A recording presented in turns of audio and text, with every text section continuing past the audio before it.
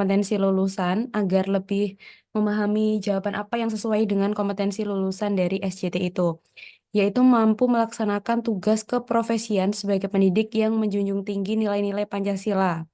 Nah, nilainya ada apa saja? Ada ketakwaan, kemanusiaan, persatuan, demokratis, keadilan, etika profesi, ini khususnya etika profesi keguruan, serta berjiwa wirausaha. Sebentar saya kasih pen dulu. Nah, oke. Di sini ada nilai-nilai Pancasila, kemudian ada etika profesi, dan berjiwa wirausaha. Untuk skema SJT sendiri kita bisa reminder lagi.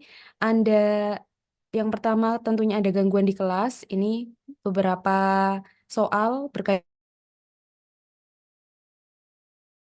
dengan gangguan di kelas. Siswa, kecepatan belajar siswa yang rendah, kemudian yang tinggi itu berbeda. Kemudian ada siswa dengan kebutuhan khusus atau ABK, penggunaan teknologi dan media sosial di kelas, ini juga cukup sering muncul. Kemudian ada manajemen waktu dalam kegiatan belajar mengajar, cara menangani keterlambatan siswa, cara mengadaptasi materi, kemudian ada manajemen atau pengaturan tata ruang kelas, manajemen keterbatasan sarana dan prasarana mengajar di kelas, ini juga cukup sering muncul. Bagaimana jika sarpras di kelas atau di sekolah itu kurang? Nah, apa yang bisa guru lakukan? Selanjutnya ada feedback yang konstruktif atau membangun.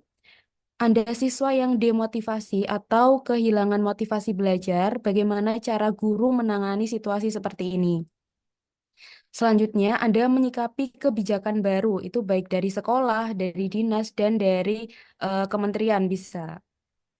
Selanjutnya, skema SJT berikutnya ada cara mengatasi perbedaan pendapat. Biasanya di sini perbedaan pendapat antar tim, di dalam tim atau kelompok organisasi. Kemudian ada koordinasi dengan tim kerja. Ini berkaitan dengan kerjasama. Ini di sini kerjasama.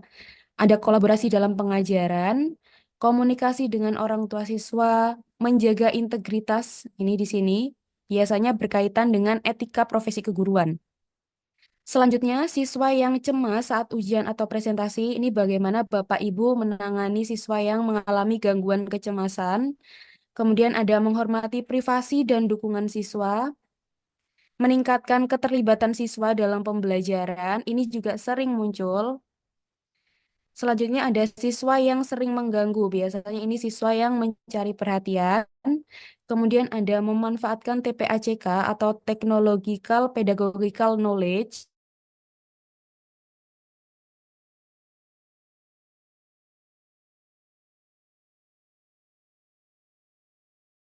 Biasanya siswa ini disebut siswa introvert.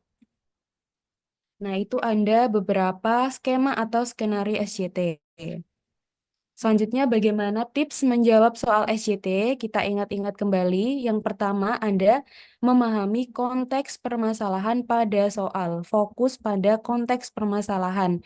Jangan terdistraksi pada bumbu-bumbu soal yang lain.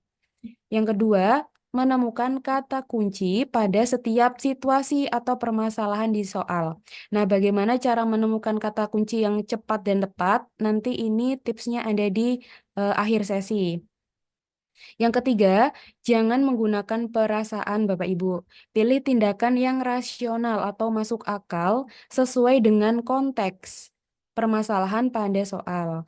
Yang keempat, hindari memilih jawaban sesuai dengan pengalaman karena biasanya ini tidak objektif. Pilih jawaban yang paling objektif. Kemudian ini yang paling sering bisa dipakai yaitu memilih jawaban berupa tindakan yang paling positif. Tentunya harus sesuai dengan konteks soal.